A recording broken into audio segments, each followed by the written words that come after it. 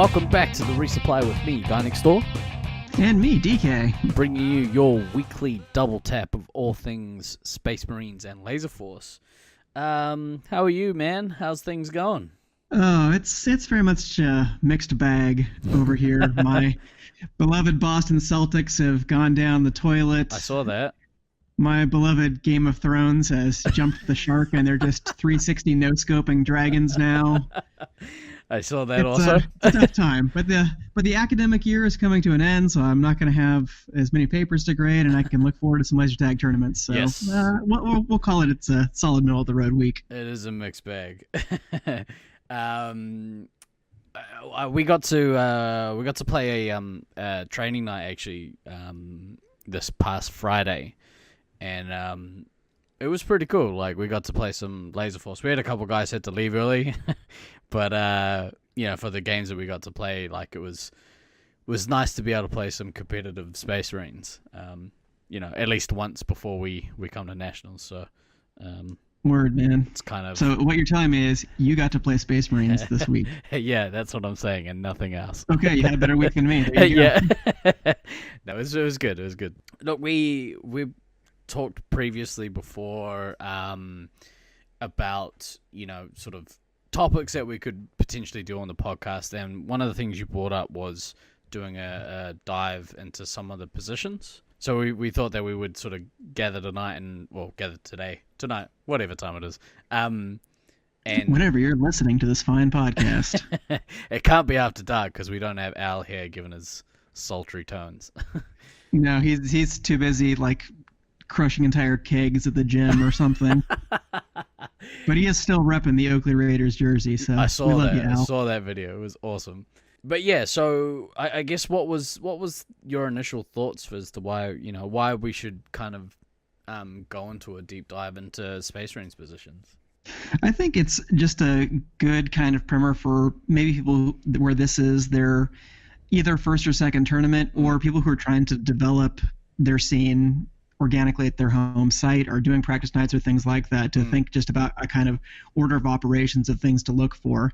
Back in the day when we actually had laser tag, sad times. Because I would occasionally get newer players who wanted to learn, who were like, hey, what should I be doing in the games? And sometimes in the middle of a practice night or something, I just wouldn't be able to think of anything at the moment. I was busy trying to organize the next game. So I didn't want to brush people off or anything like that, but I just literally couldn't think at the moment. So I thought if could, get something down and record it, I can say, okay, well, now there's a place where you can go and check this out, and I will just dump all my thoughts onto the internet like a proper person.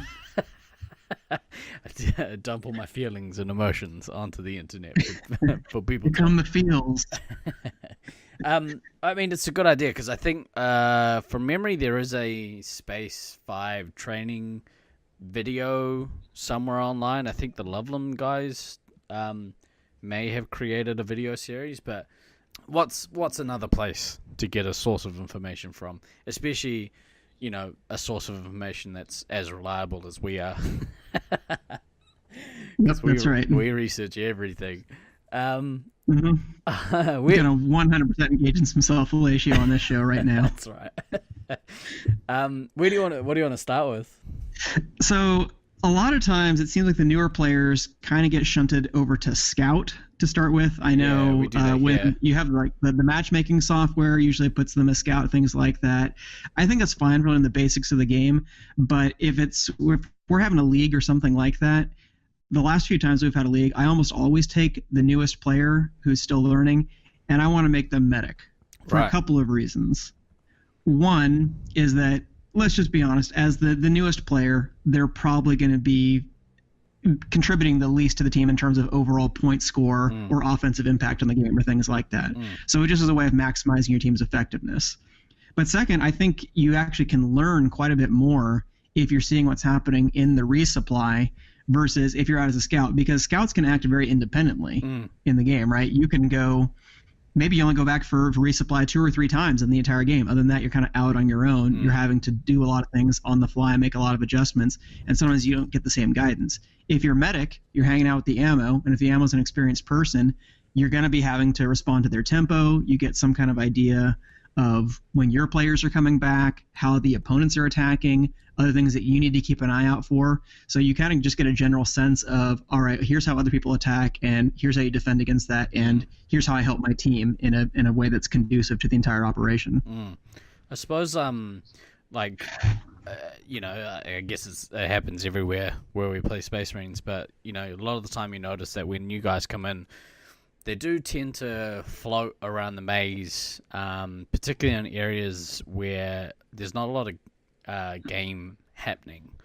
And so, they kind of wander through and stand around in places where nobody is at, and then, when they do come across an opponent, they usually get shot. So, yeah, I guess, giving them a direction, I guess, is probably a smart thing to do.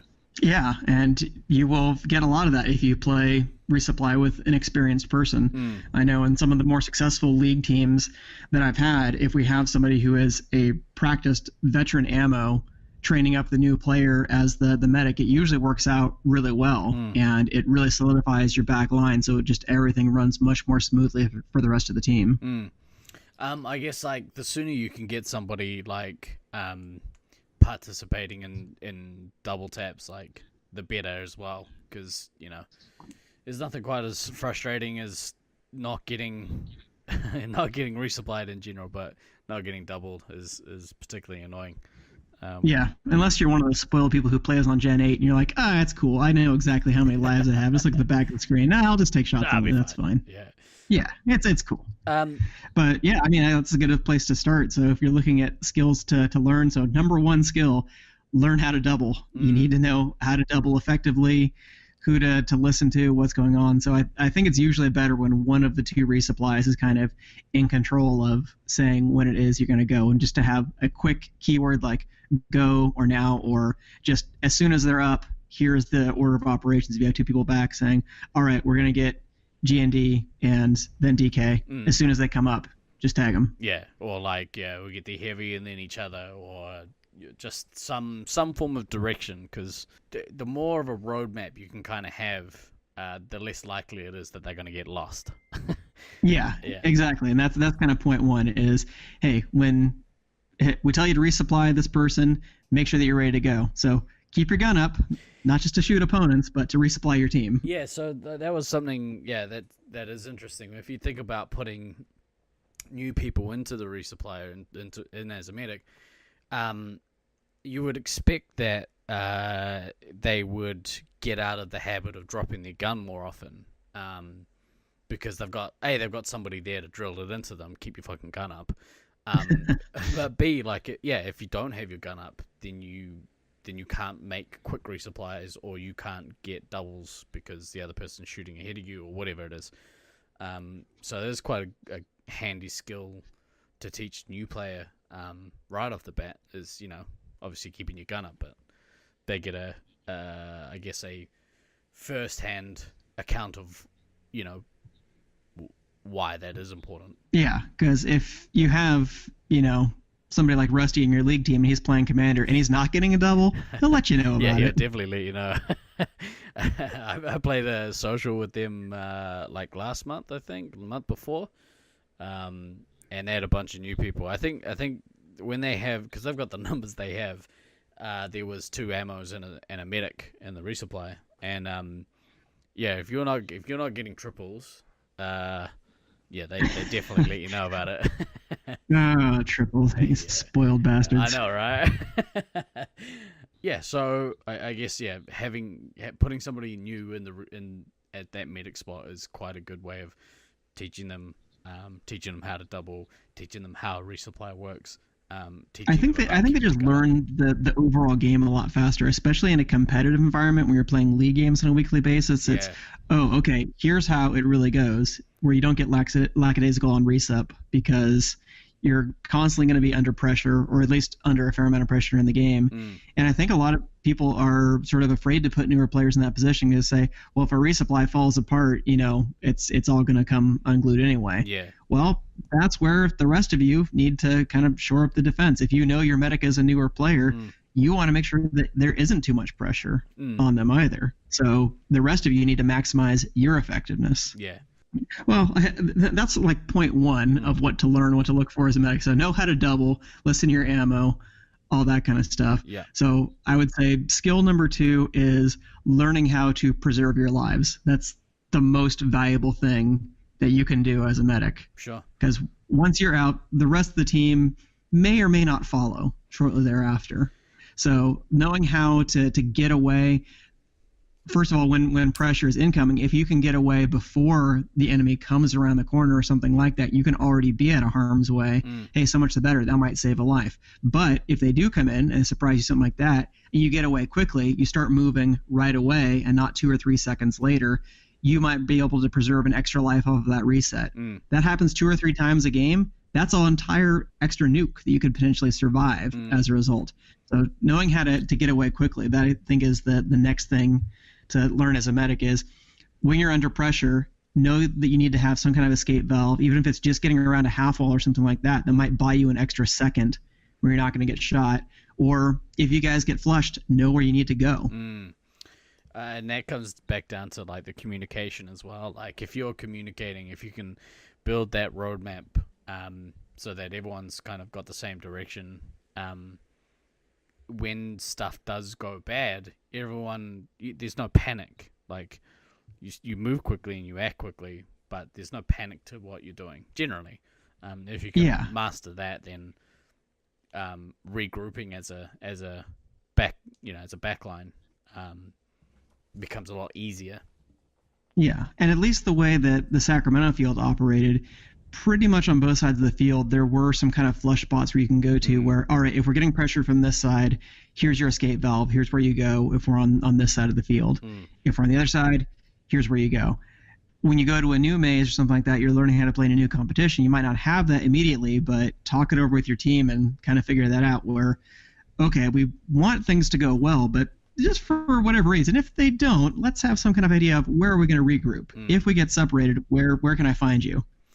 On that self-preservation, I would go so far as to say, remember that you have a phaser as well. Like you have a gun. Yeah. A lot of times, the default for a medic is, oh shit, I'm the medic, I can't die, and then they'll turn and run when they're still up or whatever. Don't be afraid to actually shoot some people. Like you need to contribute as well to keep in a scout out, or at the very least, you're like the last line of defense. Yeah. So staying out of the action is good, but yeah, you can shoot back. So if stuff really goes bad, then yeah, keep your gun up for that reason too, because it might be that you're resupplying a scout and the scout and the ammo both take one hit out of an enemy commander who's coming in. If you get that third hit, even if they hit you, at least the commander's down now too. That's right. So it doesn't mean that the rest of you are going to get kicked. If you get put down and the commander doesn't, well, now guess what? He's got to reset on all 3 of you, and things are about to go real bad real quick. So in Brisbane, like they have the new tower, and there is a section in there where the medic can kind of sit behind like a little wall, and there's a reflex shot that they can shoot off a window at people coming in, and it's really important that like if you've got an area like that in your maze, that you utilize it. If you can take advantage of a reflection as a medic to help your team keep out opposing 3 hits or opposing scouts, like it's hugely important to be able to contribute like that. Yeah. Just as a 2-second rant, I hate that fucking reflex shot in the Brisbane maze. I hate that entire wall where I saw a Taipan missile somebody off a wall. I was like, this is garbage. Yeah, they have just around the corner from that, there's like the major outside wall, the wall of that corridor, and it's been painted like shiny gloss black. And the reflect of that is horrendous. Get some matte varnish, kids. Come on. Yeah, or like, some sort of sheet. Get some felt. Put some black felt up. But okay, 2-second rant over. Yeah, take advantage of reflex shots if you can. But, if you have to shoot them straight up too, then so much the better. So that I would say is something else that you can do. That's always your last line of defense. Yeah.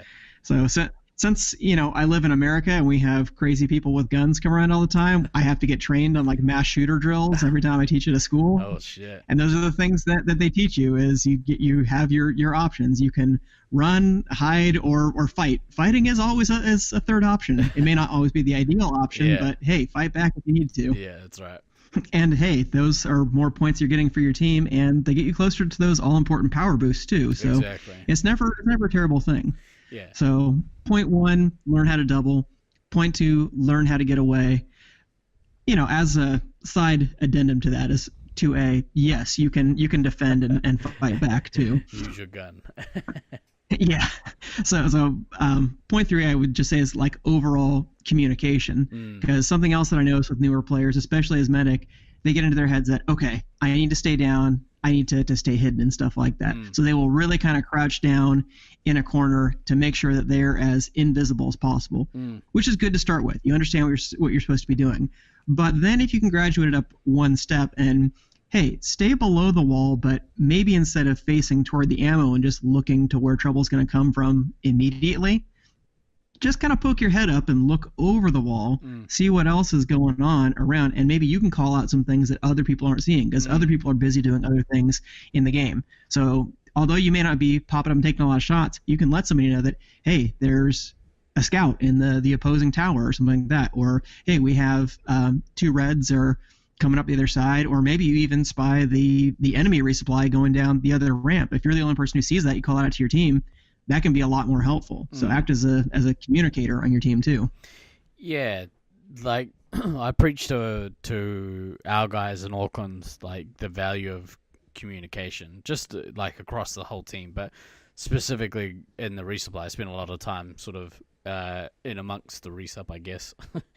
And yeah, like if especially as a heavy, like I play a lot of heavy, and as a heavy, if you have that trust that your resupply have your back, that you don't have to worry about their actions because A, they know what they're doing, and B, they're able to communicate with you if there's something that you need to be aware of.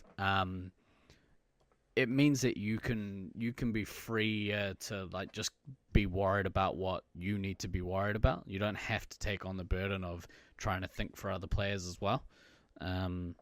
And I know for me personally, like that improves my gameplay because I just have to worry about what I'm doing. Like I can trust that they're doing the job. Yeah. If you're busy trying to direct the resupply yourself as a heavy, like it just takes you out of your game, and the likelihood of you making a mistake just goes up so much higher. So there's only one Jan Michael Vincent per quadrant. He can't be in 2 quadrants at once. So you got to Michael down your Vincents, kids. Oh, so obscure.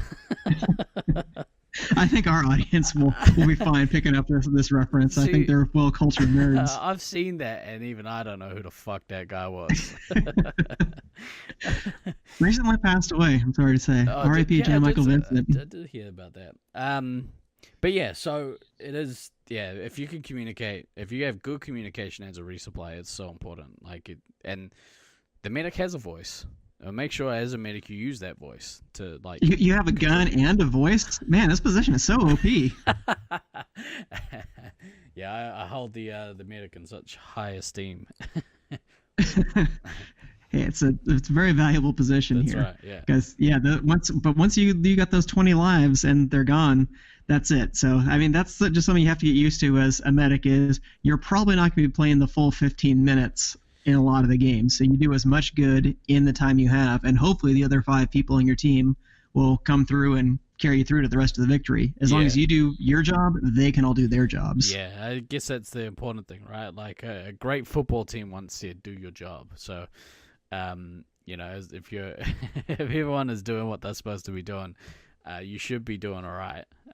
That great football team was Manchester United, right? That's what we're talking about. I don't know what that is. I don't watch soccer. Soccer. The way he says it.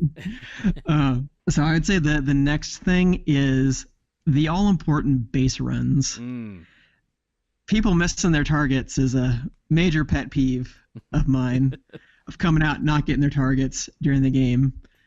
Odin's Fist, I'm looking at you and your entire family right now. Why can't you people get your targets? What do you mean, you people? I mean the entire Todd family. Right. That's what I mean right now. So, yeah, obviously a lot of times you're going to be going with the ammo, but if you can get to a point and you're playing in a field that accommodates it, not every field is going to operate this way, where you can go when there's not a lot of action, there's not a lot of demand for your services, and you can just kind of take yourself out of harm's way by going to a quick base run and leave the ammo to occupy the position. That's great. I tried to utilize that a lot in the Sacramento maze. Tried to do it a couple of times in Brisbane. Didn't seem to work quite as well, but might have just been that I didn't know the field as well. It's going to vary from place to place.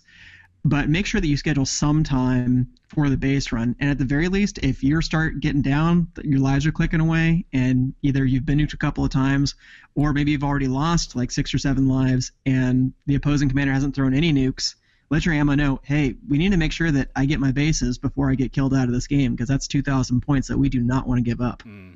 And I would go one step further and say let your heavy know the same. Yeah. If he can take you on a base run, if that's the kind of maze that you're playing in, our maze, kind of depending on where you're holding, lends itself to having the heavy take the resup on a base run. So, but that comes down to that communication again. Like if you can take advantage of the Gen 8 guns that tell you, hey, you can have a look and say, shit, I've only got 5 lives left. Yo, we need to go on a base run. Use technology to your advantage where you can. Yeah, exactly.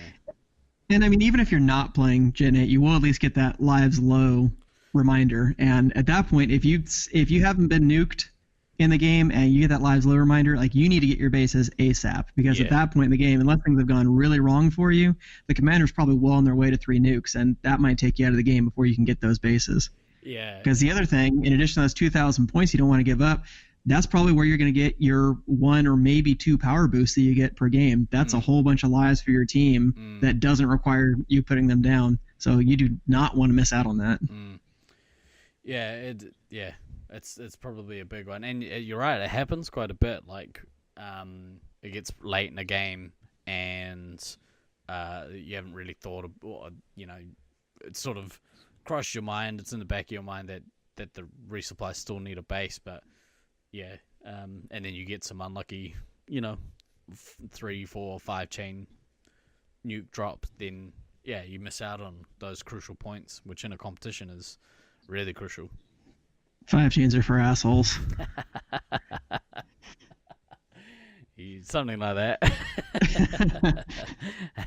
Yeah, but I mean, the point is, as a medic, you're always going to be probably the most aware of how much damage you've taken, of how many lives you have left.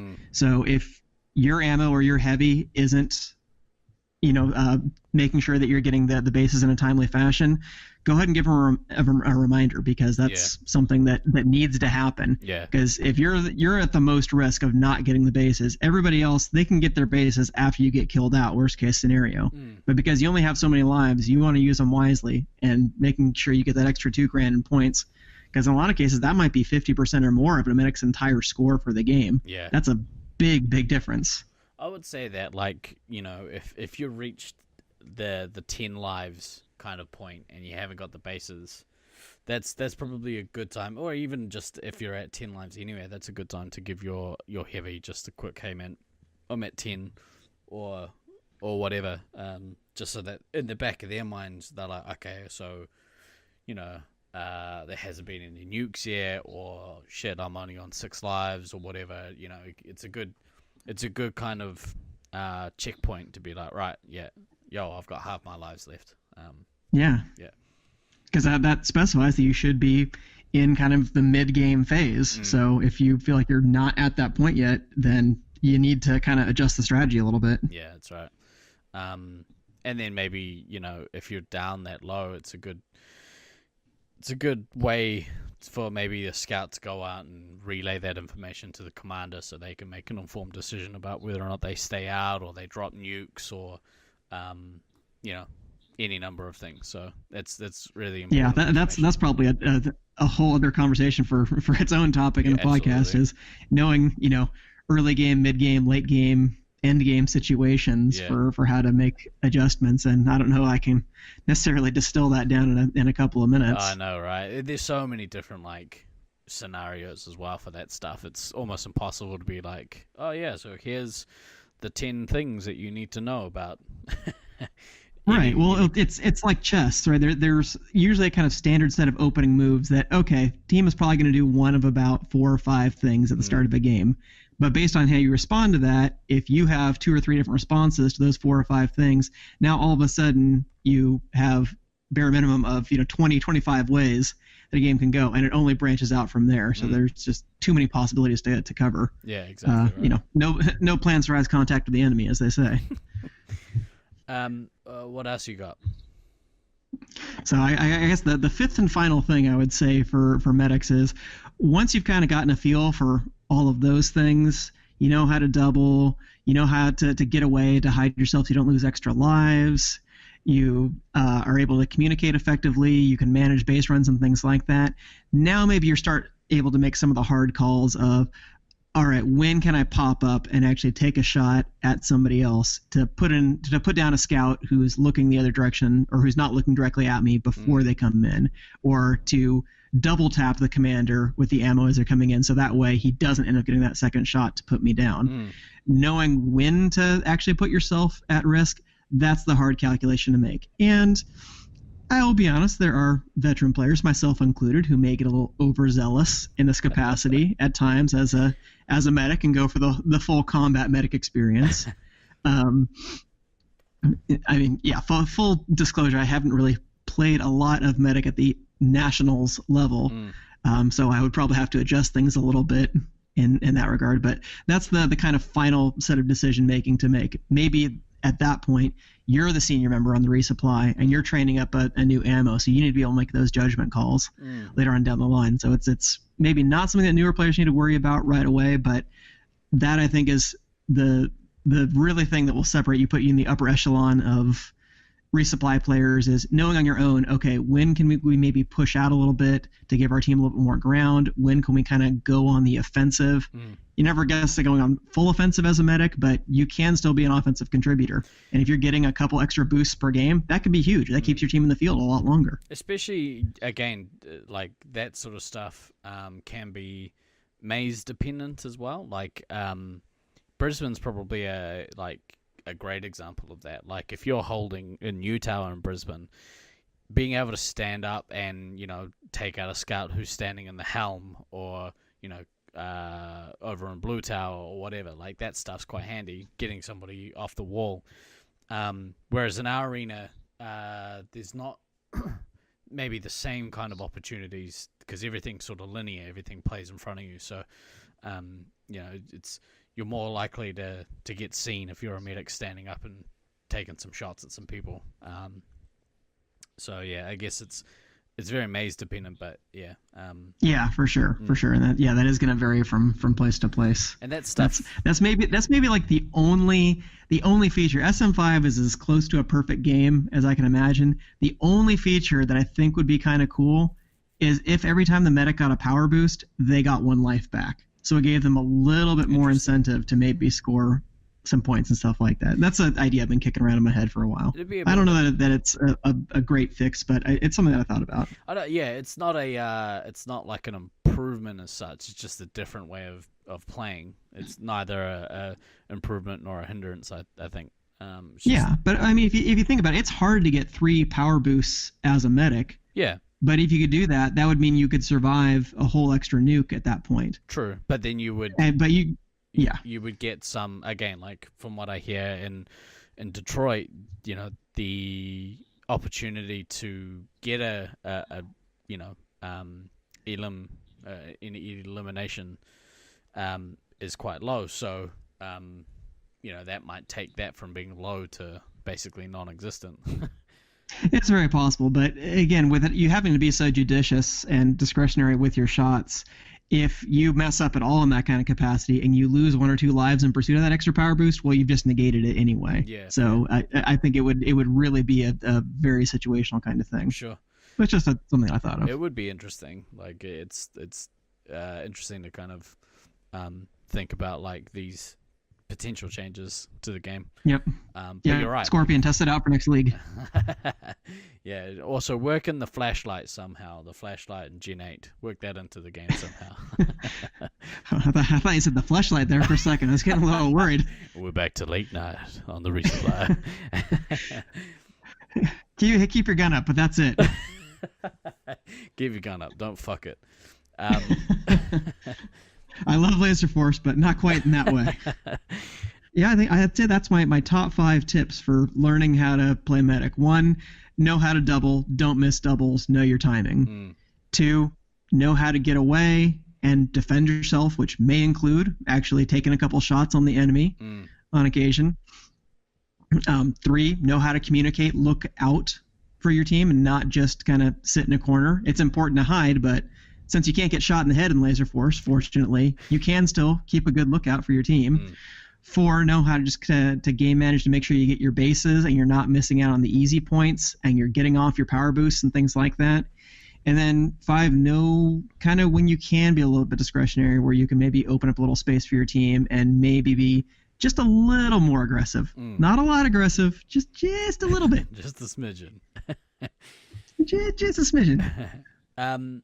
So I guess like the like you said at the top, like the thought process is to kind of put this out there as maybe a little bit of a help to some people who are a little bit newer or haven't, only played, internets, or have only been playing for a year or less, or less than 2 years or whatever.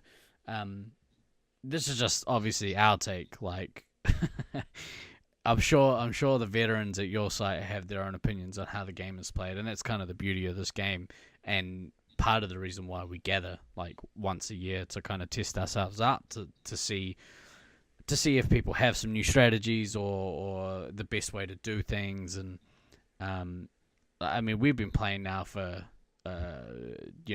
almost decades, plural. So but yes, we still learn. Every time we go to a tournament, we're still learning.